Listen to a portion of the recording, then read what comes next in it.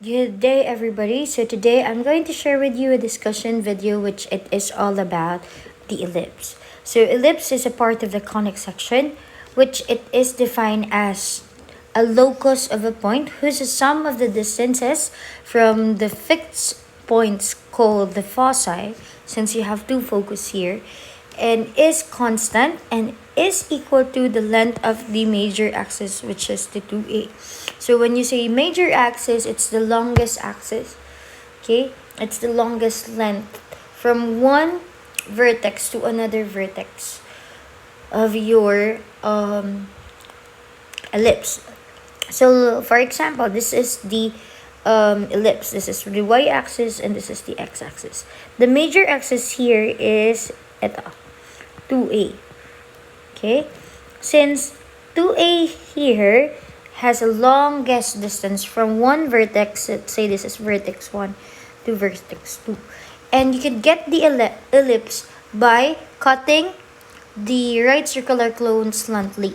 So to know much more about ellipse, these are the elements of an ellipse. So we have here the ellipse. Okay, so as you can see, here is the ellipse, like an oblong shape, and it has two vertices. So first one is the vertex 1 and the vertex 2. So the distance from the center, which is the center of the ellipse, to the vertex is called the distance a. Okay, so if you have another vertex, the distance from the center to the other vertex is the distance a. The distance from the vertex to this point here of the ellipse is called distance b, as well as the distance from the center to this point of the ellipse is also called the distance b. So with this example, the longest side or the longest axis will be the 2a. Therefore, that's the major axis. So now, this is the directrix. Okay, and this is the length of the latus rectum. Since you have two vertices, so it means that you have two focus or two foci. So F1 here will be the focus for the first vertex, and F sub 2 here will be the focus for the second vertex. So the distance from the center to the focus is called C. Okay, distance C, and the distance from the center to the other focus will be called C, since the distance between two foci is called 2C, or measured as 2C. And the distance from the center to the directrix is the distance D.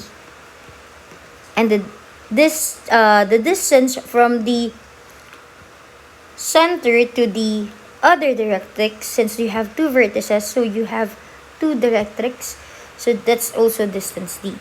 The minor axis will be the axis which the length from one point to another is lesser than the major axis. That's the minor axis. So C there will be the center of the ellipse. F1 and F2 will be the fixed point called the foci, and then V sub 1 and V sub 2 is the vertices of the ellipse, and A plus A there is the length of the axis, which is equal to D plus D1. So if you will given by a D sub 1, that's the distance from the focus to any point of the ellipse, plus the distance from that point of the ellipse to the other focus. That's the major, or the length of the major axis. So further than that, we still have other equations that we need to be familiar with. So eccentricity is defined as how the conic section deviates to 0, and it is measured as E is equal to C all over A and must be less than 1. So the distance from the center to the directrix. Ito. Here, in the center to the directrix. Directrix is called D. Here. D. Which D can also be solved by using this one, which A all over E, or A all over eccentricity. And to get the value of your A, you need to consider with this formula. It depends on the given, whether we have B or C. Okay, so to get A, just get the roots of both sides and you get the value for A. Then for the length of the latus rectum, that's LR is equal to 2B squared all over A for the ellipse. So these are the equations that we need to follow in order that to find the missing elements. So now let's talk about the equation of the ellipse. This is the general formula for the equation of the ellipse if the major axis is parallel to x. So if this is x-axis, when you say parallel, the major axis, which is ito, will be parallel to the x-axis. So, ito, this distance, and this line here, it is parallel to the x-axis. So you will make use of this formula, ax squared plus by squared plus dx plus ey plus f equals to 0. And if your major axis po is parallel to the y, so it means if you have the y and x axis here, let's say that this is your ellipse. Imagine that I perfectly drawn it. So your major axis is parallel, since a major axis is always the greater length. So your major axis here is this one. Okay, here, this is the major axis, which it is parallel to the y value. So, y axis. So you will have now bx squared plus ay squared plus dx plus ey plus f equals to 0, where your a and b there and d, e, and f are coefficients of x for both x and y. So now let's move on to the next one. So since we have general formula, we also have a standard formula. So if your center of the ellipse is at 0, 0, and major axis is parallel to the x value, you need to make use of this formula, which is x squared all over a squared plus y squared all over b squared is equal to 1. And if your center will be at 0, 0, and the major axis is parallel to y, like this, in this example here, this is your y-axis, this is your x. So the longest length from one vertex to another, dito, is parallel to the y-axis. So you need to make use of this formula, that's x squared all over b squared plus y squared all over a squared equals to 1.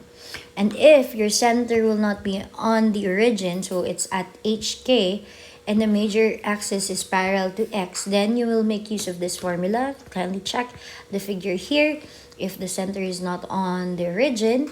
So you need to consider the formula, quantity x minus h quantity squared all over a squared plus quantity y minus k all quantity squared all over b squared is equal to 1.